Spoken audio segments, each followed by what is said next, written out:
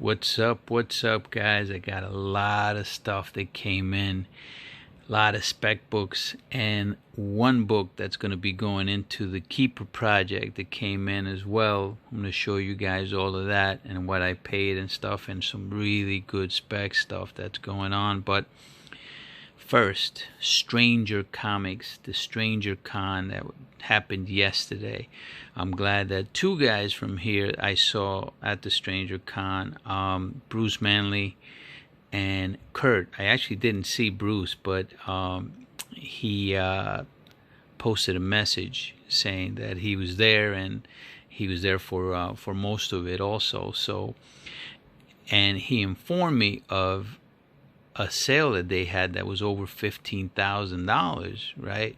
Now, I had to leave the con because I watched the Snyder Cut with the family. They wanted to watch it, so, and I was there specifically for the medals. However, I didn't know the medals were going to go for so much money. They went for over $2,000, like, each. So it was way out of my price range, and you got to know your limits, guys. So even though I wanted them, it was too much for me. However, I did feel good for Mr. Sebastian Jones. After I finished the Snyder Cut, though, I looked at the message that Bruce sent me, so I wanted to see that buy for $15,000. So I went back and I did the replay, and I found out, because I stayed past the replay, past that there was a guy that was a troll the entire time. There's people that don't have anything better to do, guys, you know, and Bruce called it the way that it is. The guy's a scumbag, a real scumbag. He, you know, Mr. Sebastian took the entire day to prepare and stay there for, I mean, a minimum of 10 hours just doing the auction. This is an up-and-coming company, guys. They need the revenue, and they need the sales, you know. So I'm pretty sure he doesn't really want to let go of most of the stuff that he has, but they have to. I mean, it is an up-and-coming company. This isn't Marvel Comics we're talking about. And there is a lot of value there, and you could see the value because of the amount of people that were there and they were bidding. But this one guy spoiled a lot, even though I do believe that Stranger Comics did well with the rest of the people that were there, because a lot of the stuff was selling out. Maybe the next time they can, when they do an auction, I would probably suggest to him that have them pay immediately after the auction, so this way you flush out whoever the trolls are. Let them have a time to pay, and then say, hey, you haven't paid in the last 10 minutes, you know, and then get them out of there. But anyway, that was sad to see, but I do believe that they did well regardless of all of that. Okay. Anyway, let's talk about some specs. Mr. Manny Talavera turned me on to this, so thank you, my friend. I am so high on this property, it's not even funny. Magic the Gathering, The Shadow Mage. This is the first comic book published for Magic the Gathering in 1995 by Acclaim.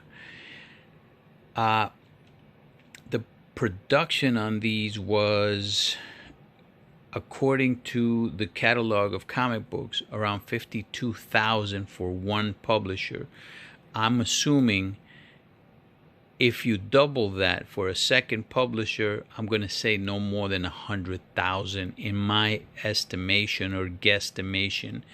But as far as the catalog, it's 52,000. I thought it was two books that were inside this bag, but when I opened it, and you see the card there as well, when I open it though, it's actually two books. This one is a preview, which they call a freeview.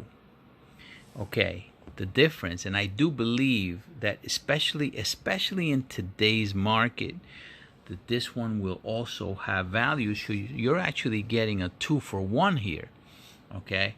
If you're getting the bag. Now, if somebody already took it out of the bag, then, you know, I'm sure they're not going to be giving you the Freeview with it. So I would purchase them probably with the bag.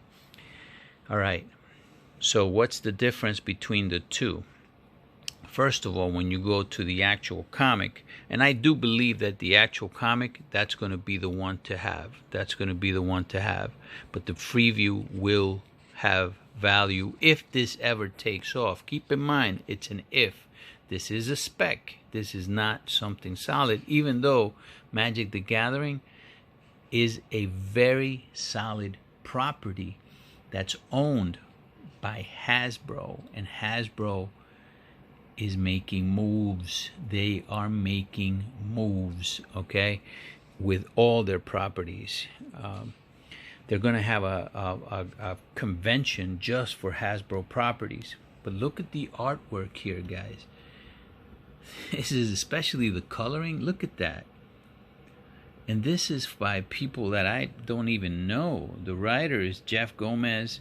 Val Majerick does the pencils, and the inks was by James Pasco. Painted color, Mark Cesar. Oh, okay. So they had two inkers. But look at that. And if you look through the book, you see some more of that. I mean, it's freaking stunning, man.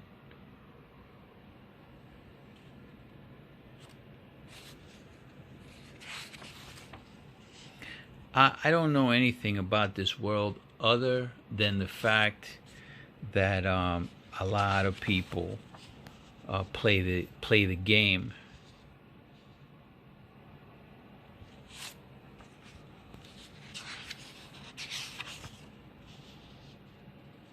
I mean, I think they have conventions just on Magic the Gathering, don't they? I'm almost positive they do. I mean, if you guys can shed some light, if you know, please comment in the comment section, because I will be checking that out. But I just love the artwork. Artwork is freaking fantastic in my opinion, especially for the 90s. Look at the lighting on that. You know, very nice. Okay, pay attention to this page, and also if you go into the date for this, it says July of 1995, okay? July of 1995. Now we go to the Freeview. The Freeview has Magic the Gathering by Majerick. Different cover though, right? And this is a preview of Magic the Gathering. So I believe this is one of the other books that came out in 95 as well. So here, this is what's interesting. This one says May of 1995. So if this was printed a month before, then this would technically be the first appearance of Magic the Gathering. Even though it's really not the first comic book, the only thing you see is the first image of Magic the Gathering. Of a cover page, and you see the only thing you see on the front is the first page in a sketch, right? Non-finished. But this came out, see, no words, no colors, right? But then after that they just go into other previews. So that's the only thing that you see of Magic the Gathering. Look, Turok, a coaster, the coaster that was Turok.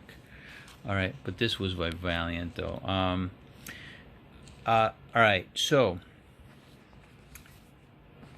the play here, in my opinion, is to get the bag so that you can get both. However, I'm almost positive that the bag here. I'm gonna see if I'm gonna try to show you guys something here. All right, see that right there. This comes with a crease. Right there, you can actually see a couple of them. But I do believe These creases are production creases. They have to be pressed. You cannot send this out to a pre-screen like I was going to. I'm going to have to press these out. So I'm going to be sending these to Mr. Kendra, and then have him send these out as a pre-screen. I have 10 of them, and I will be sending 10. I might be collecting some more. I might be getting some more, especially if I could get them at this price. But the condition is beautiful. It's pretty condition, and I do believe they might have some of these in newsstand.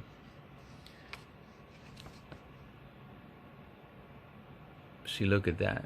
It's pretty nice condition for a book from 1995. This guy kept them in nice condition despite that crease, but all of them have that crease. So far that I've taken out, they got that crease.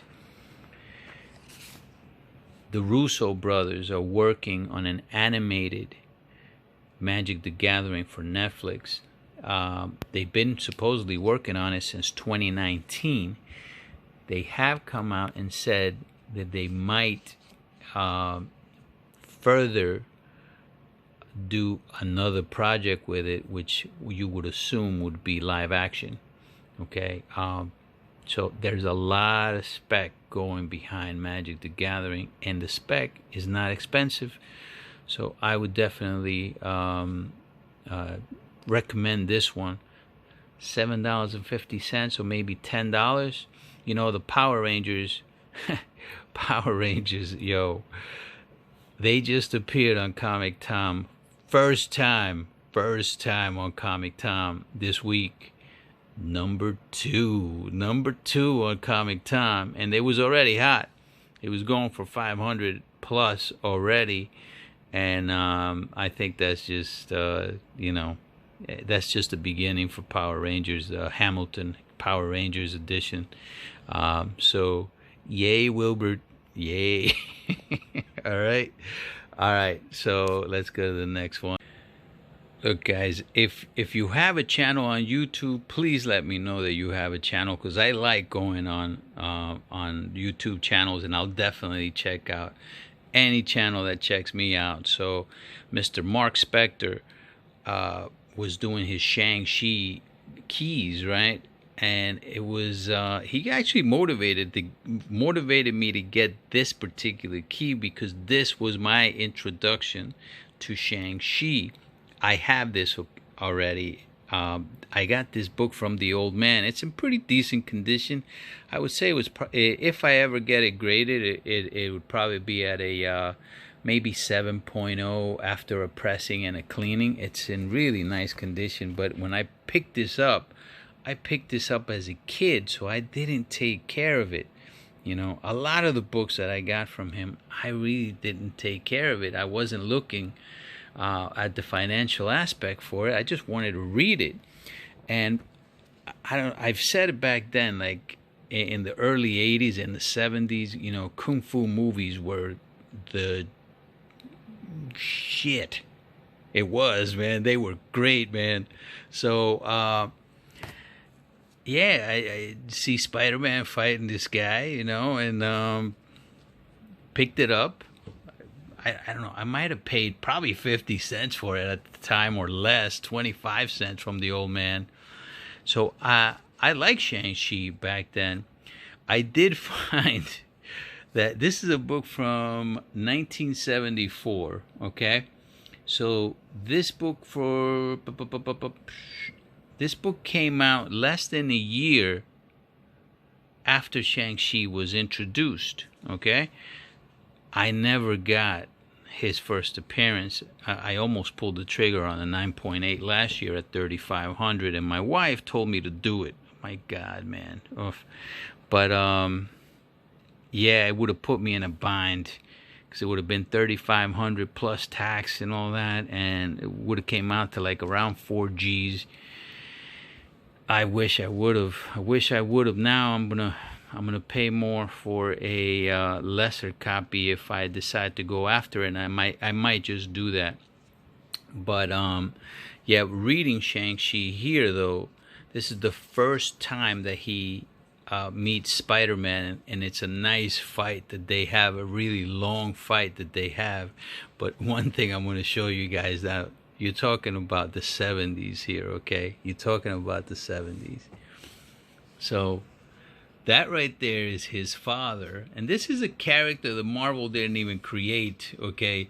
This is Fu Manchu. Look at that. The son of Fu Manchu. If you're not... Right now, I don't think too many people are going to be educated on Fu Manchu, but he was created in 1912 by an English writer who was considered a racist, okay? And that's not me saying it, because I don't know, but I've read of it, of his peers that have said that he had racist tendencies. He created Fu Manchu. I don't know what... he kept writing novels all the way up to he died. I think it was 1959, I think, that he died, but he kept writing novels on Fu Manchu. And, you know, the Chinese government and all Asian communities just, you know, spoke badly about this guy because they didn't want, you know, especially the Chinese government, they didn't want a depiction like that. You know, it's, first of all, he looks evil. Look at that. I mean, he looks freaking evil, man. He is evil, you know, but it's, you know, it builds a stereotype, and throughout the entire Golden Age, if you look at the Golden Age and the war era and all of that, the way that the Chinese are depicted, absolutely, but it's the era, it's the times. We were at war and all of that, and it's not an excuse, but it is an excuse. I mean, but how is Marvel gonna get rid of this character? They have it in their books, right? What are they gonna do with the movie, right? You can't use this guy. You can't use it. It's gonna cause an upheaval. It really will. But yeah, no, I just like the fight, and I've always loved the cover, right? So after watching Mark Spector's, I ended up going after a high-grade copy, and specifically one that I didn't think was going to be pressed or cleaned, and this one is not. It doesn't appear to be pressed or cleaned. So I'm having thoughts of maybe sending this out to CGC and having it pressed and cleaned. I could have bought a 9.4, but it was newly, for a little bit more than this. But it looked like that was newly slabbed. So I went with this one, and I think that gives me a good shot of getting, because it looks beautiful, man, except for that right there. But I don't even think that that's a crease. I don't think this book's ever been opened, to tell you the truth. But I do believe this has a shot at getting a much higher grade. So I'm going to send it in. It's a beautiful cover. Beautiful cover. And it's an early Shang-Chi. And it's, I mean, you know, him against Spider-Man, first time. That's it's really a spec. But if Shang-Chi takes off like I think he's going to take off, and many people believe he's going to take off, I mean, think about it, man. The Asian community has been left out of comics, except for, I mean, especially going back Silver Age and before. They were the bad guys. They were the bad guys. I mean, you're seeing, like even now, you're seeing clashes against the Asian community, which nobody really talks about. But now they're going to have representation, especially in comics, and this is legit representation with Shang-Chi. I think Shang-Chi is going to be a tremendous property for Marvel Comics. and I think that the Asian community is going to get behind him. And I've been behind Shang-Chi since I started reading it. However, I never went after his #1, man. I never freaking went after it. And it wasn't all that expensive. It's just that I liked him, but I didn't like him enough to think about his first appearance. You know, I liked the Punisher, but I never went after 129. I was always looking at Spider-Man, so I would go whenever he was with Spider-Man. I would go after it. So on the Marvel team-ups, obviously I went after Marvel team-up when they fought the Silver Samurai. You know. I got those. I actually have a couple of those, not in great grade, but I did grab a couple of those.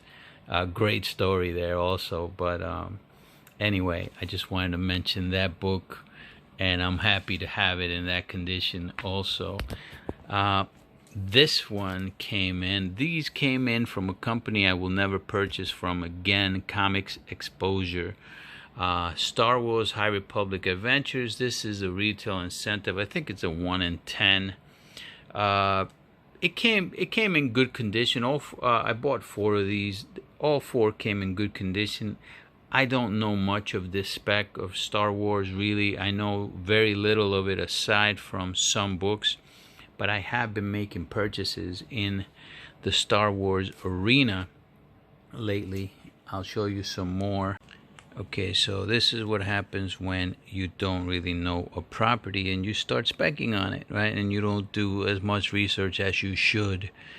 But, you know, I took a chance on this, and I think I overpaid. Matter of fact, I know I overpaid. Unless one of you guys can tell me I didn't.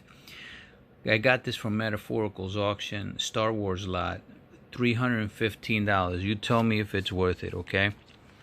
So after the auction was, you know, they should disclose this right away, but during the auction he was just showing the books. It wasn't until I was in the 300 level that he said, oh, these are reading condition, and they are reading condition. These are not near mint. This one actually looks pretty nice, but in the back it has a little bit of a fold, so it will not be a 9.8.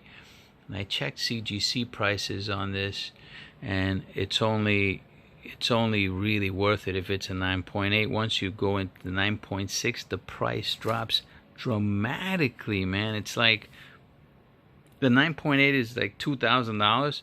The 9.6, it's like unprecedented. 9.6 is like under 100 for this. How the hell is that possible? So is there really value on it? I don't even know. All right, this Star Wars #23, the same with this one as well, but this one has heavy wear. See that? It's a lot of spine ticks. It's not even worth it getting it CGC'd, so more than likely I'll have to sell these raw to recoup some of that cash, and a lot of these I'm going to sell raw. After I saw those 2, I didn't even look at the rest. But you guys tell me, all right? This one seems, I mean, they're reading conditions. See, look at that. It has a little bit of a spine tick right there. So this could possibly come back in the 9s. You know, maybe a 9.2 on this. If I'm lucky for 36, is it worth it? This is another one. I mean, it's got a Darth Vader cover. I don't even know if this has any significance. Number 35.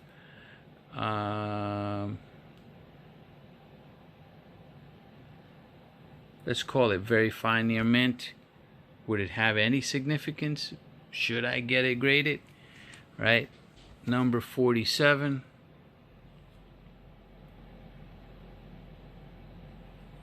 Again, I'm asking you guys if this was a good buy or a bad buy.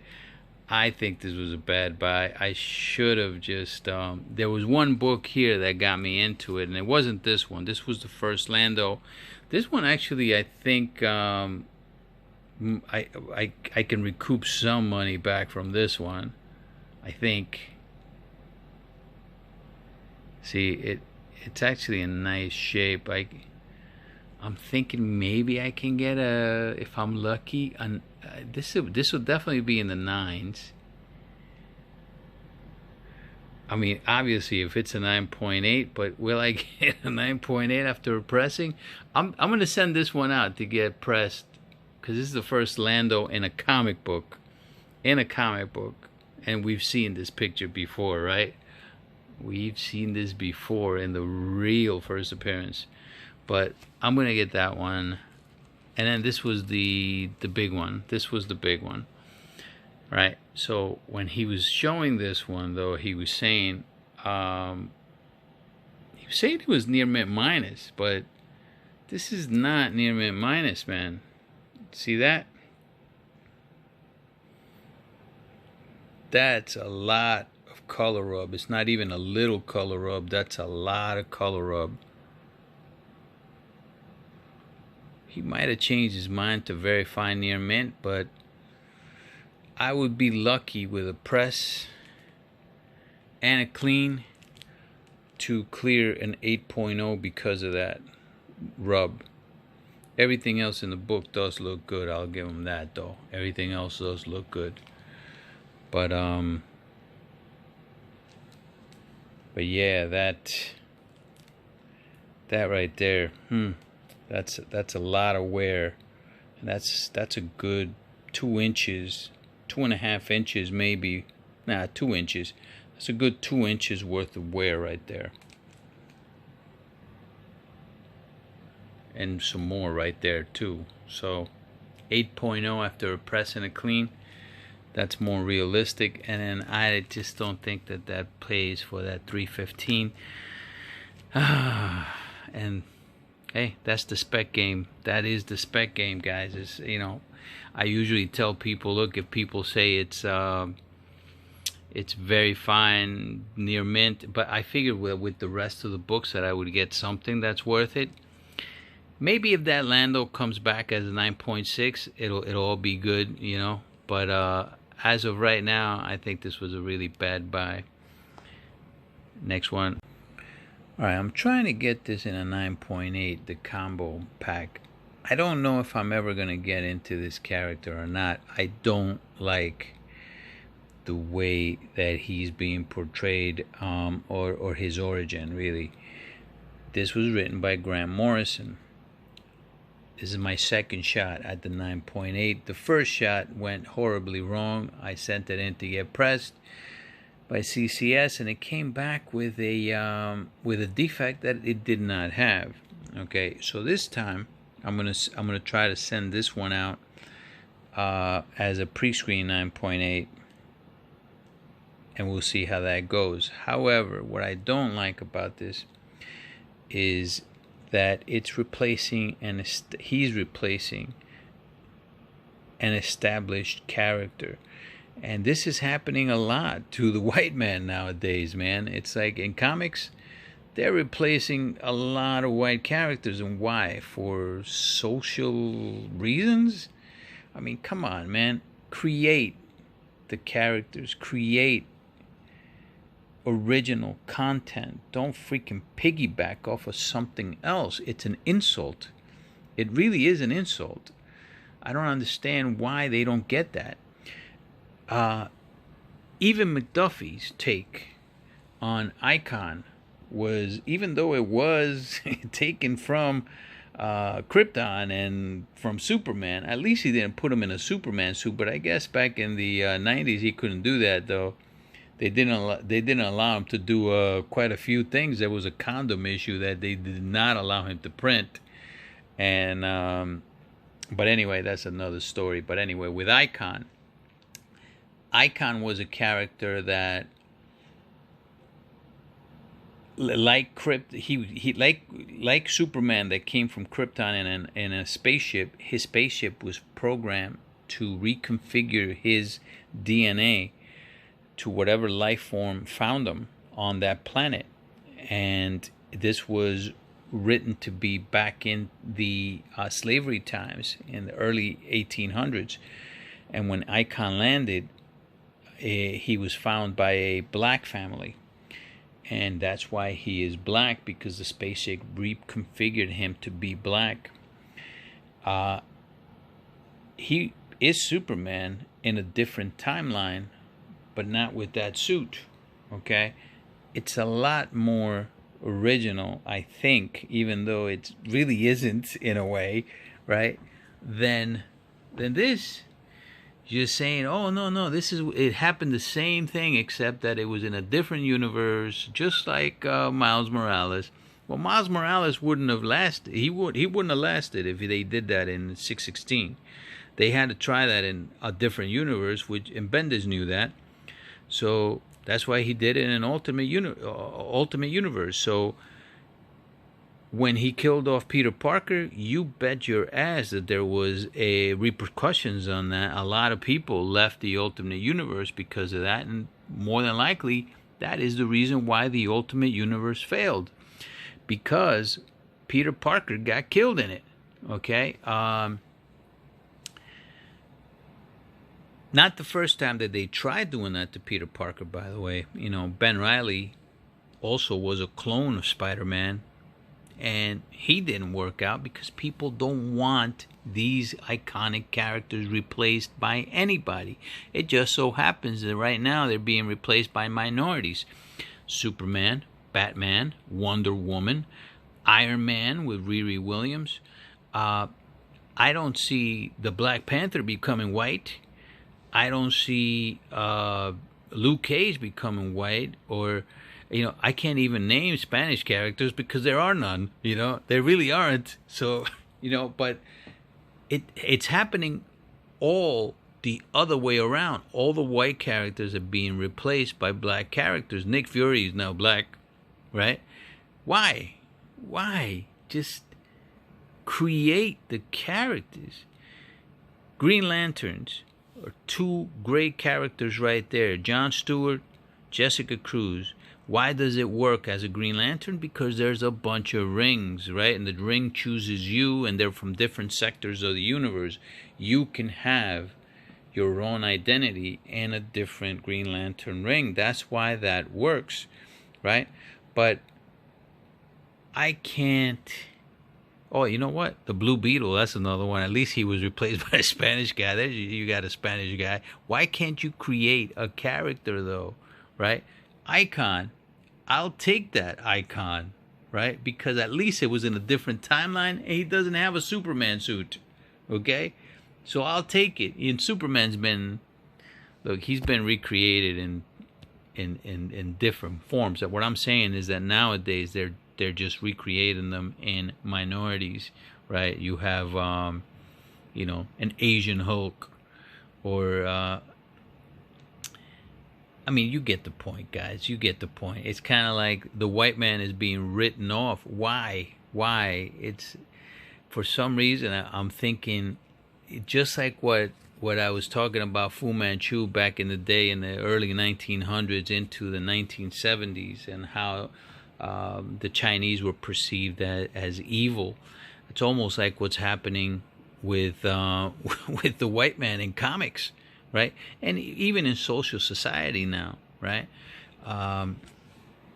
In society, not social society, that's pretty stupid to say, but in society right now, it's almost like, white people can do no right. That's not right, There is evil everywhere, guys. We are human. We are inherently, there is evil in us, and there is good in us, in everybody, no matter who it is. But that doesn't mean that the entire race should be punished for it, right? Now, we're talking comics, but, I don't hear about all the good stuff the cops do. I hear about all the bad stuff the cops do, but not all the good stuff that they do, and they do a lot more good than they do bad, okay?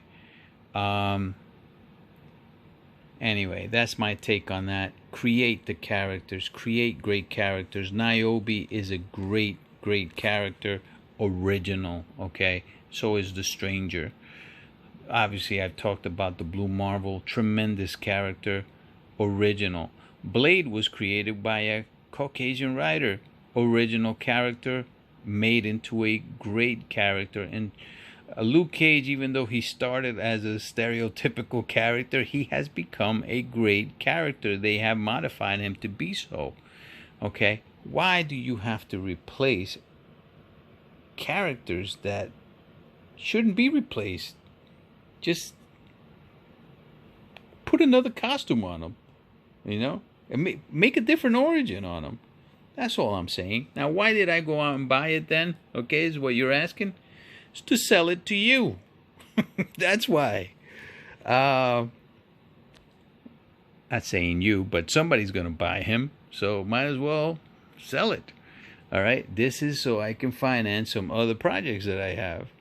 So unless they get me to like them. Now, originally I didn't like Miles Morales, but I've grown to like Miles Morales, you know, because they rewrote Secret Wars pretty much just to get him into the Marvel continuity. And that's really why Secret Wars, so they can get certain characters into, they could rearrange their characters and bring some characters back also from the dead. But that's what they did that for. And I think Miles Morales was the biggest reason why they did that Secret Wars. But yeah, bottom line, in my opinion, create the characters, please. Don't piggyback off of somebody else's property. All right, that's my take. This is going to be a really long video, guys. This is the Kickstarter. Finally got my first set. This is the version of the Boys number 1. I don't know how many of you guys went after it when I put it out. Boys number 7 version. And yeah, Homelander's first one. Look at that. That's freaking nice, man. That's freaking nice.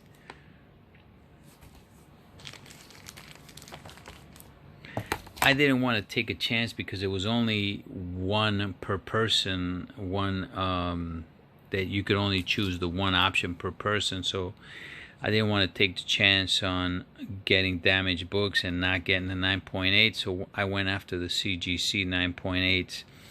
And I'm not sure if I'm going to keep these or not. I'm not sure. More than likely, I went after 2 sets on 2 different accounts. This is the first set I got. I'm going to see if I get the second set.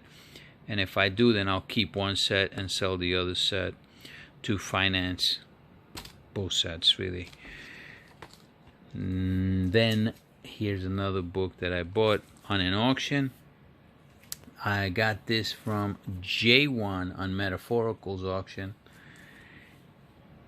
Did not do my research on this. On eBay, they were going for less than what I paid. Actually, they were going for almost half less than what I paid. I didn't do the research at all.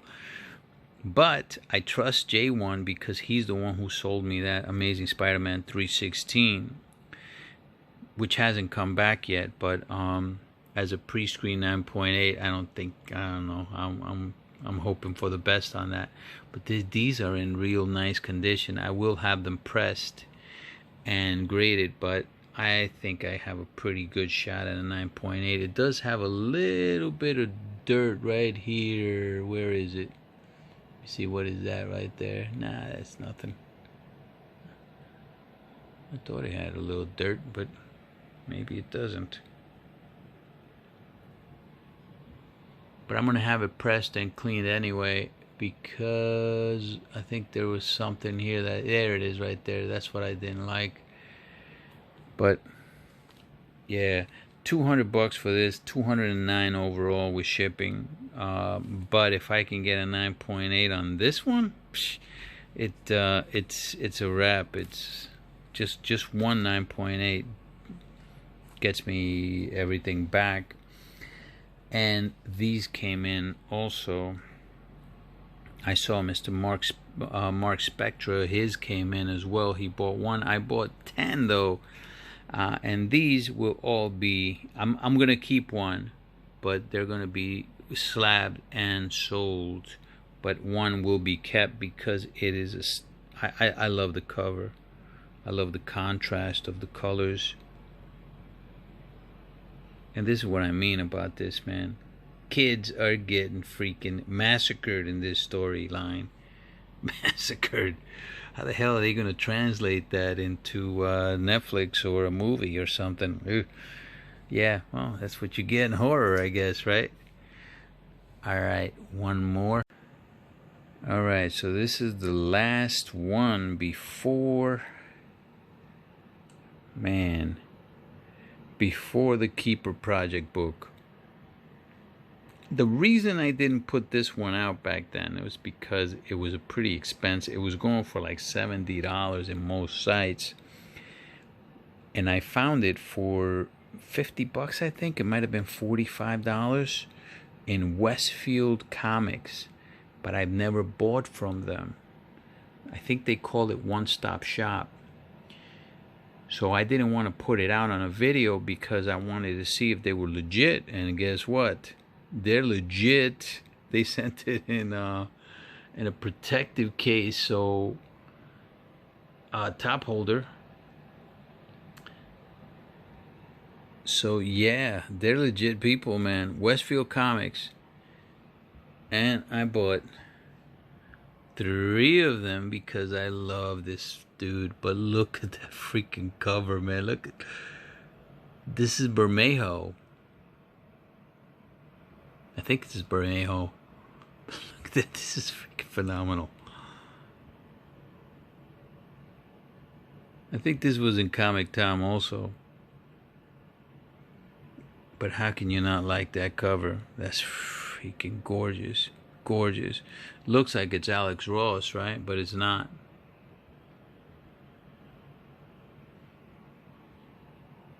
Yeah. Real happy with that. And I might keep all 3 of them, actually. I might keep all 3. It's a 1 in 25 of Marvel's number 6. 1 in 25. And I don't think that was highly printed. So that might be something to hold for me. And again, I'm sorry I didn't post it, but I just didn't want, especially if it wasn't a legit site, I didn't want to put anybody in a bind. And here, my dear friends, here's the book that's going in the Keeper Project. Here it is, Keeper Project book. This was from Thoro's auction. I went back into Thoro's auction. Mr. Roman had this book, and this is something that I search for all the time anyway, but a lot of times I am losing these auctions on eBay. So I tried my luck in his auction and I won this one, and it is a beauty. It does have a lot of dirt though. See that? But I think Mr. Kendrick can clean this baby off. Beautiful thing is that it has a lot of defects that can be pressed out. That of course cannot. But I do believe this book has a good shot at a mid to even high grade. Really good shot at it, with a good press and a good clean. The back is super dirty. Sometimes that crud is really hard for it to come out, and it's mostly along the bottom and the spine right here. That can be taken out, and I know Mr. Kendrick can do that. The dirt is what worries me more, but either way, this will be minimum mid-grade. I would say minimum 6.5 minimum, but he can get it much higher than that, and I know that he can. Much higher than that. Dr. Doom. Dr. Doom. You know, I was watching with Kirby, Kirby's inspiration for Doctor Doom was death. It was death. He said pretty much that that's the reason why he chose the hood and the steel, because human flesh is fragile and weak, but steel is unrelenting, and flesh is like merciful, but not steel. Steel is the complete opposite. So he encased his body in steel. I'm going to show you guys something really cool about this book. Remember, this is his first solo story, and that's the significance, besides the fact that it has a magnificent cover. But so as Diablo is showing him a vision of his a woman that he loved back when he was a child. Keep in mind that Doom is still human, okay? Even though he is super evil, but he is human. And he starts remembering from back in his childhood. He says it was so far back, so many years ago, long before the dreams of power and conquest and vengeance. It was a happy time. He was actually a happy guy. Time of childhood. I can see them now, the two gypsy children, alive and joyful, laughing at the afternoon sun. So what happens to him is that's his father, and his father was a healer, and the Baron's wife was sick, so he ordered him to heal her. Well, he couldn't heal her. She died, so now he's getting persecuted. So he sends his guards after him and his family. They're going to kill him. This is Godfather style. So here's Doom. Doom's going, hey, listen, we don't have to run. Why don't we fight? Now, this is a kid saying that. It's like, look, you know what? You don't fear death. Your mother didn't fear death either, he's telling Doom. It's like, but, you know, he's going to hide him. So they hide in the rain and the elements. Who knows how long they stayed up in hiding until the soldiers left. The father ends up dying, right? And in his deathbed, he tells him, heed my last words. You must protect. And then Doom says, as a kid, Father, none will have to protect me. I shall become powerful, strong. I shall avenge your death. As a kid, this is the start of Doom right here. That's why he is always in search of power, right? He doesn't want to feel weak. He doesn't want anybody to protect him. This guy wants to just punish. It's a great look into his past. So anyway, Mr. Roman also, you know, he threw this in, right? This one's not in the greatest shape, but it's a nice cover. Look at that cover. Beautiful cover, right? Dr. Doom.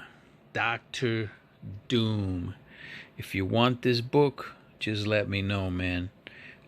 Email me at speccollector@gmail.com, and this book will be yours. All right, it's not in the greatest shape, but I just, you know, it's still a Silver Age book. 12 center, an early Daredevil and an early Doom story. And Doom is just smacking Daredevil around, you know. Daredevil's like saying, like, hey man, I'm hurt and I'm facing him, but you know what? It doesn't matter if he was hurt or not. It ends in a cliffhanger, but Doom is just smacking him around like he's nothing, and he should be nothing, really. Daredevil should be nothing to Doom. Absolutely, like an ant.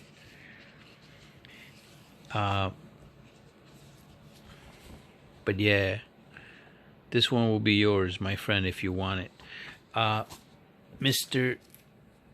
Roman also sent me these Mighty Morphin Power Rangers. So, he always sends me stuff, man. Every time I buy from him, he sends me stuff. So, he's one of the sellers that when I buy from him, if he says a particular book is a certain grade, I don't even question it. Another guy I don't question is Thorough. Oh, by the way, I got some books from Thorough too. I got these from him, and usually from these two, Thorough and Roman, I'll actually overpay a little bit for it. I actually overpaid for this one a little bit, but only because Thorough said it was near mint. And whenever he says he's near mint, he's like my comic shop. If he says it's near mint, it's probably near mint to mint. And this one is near mint to mint. And $46 for these two, and both of them look near mint to me.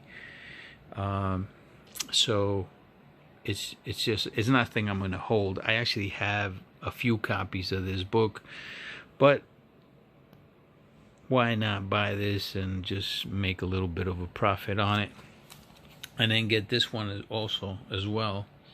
This is the Comic Fest one though, but it still has value, But anyway, let's get into the project.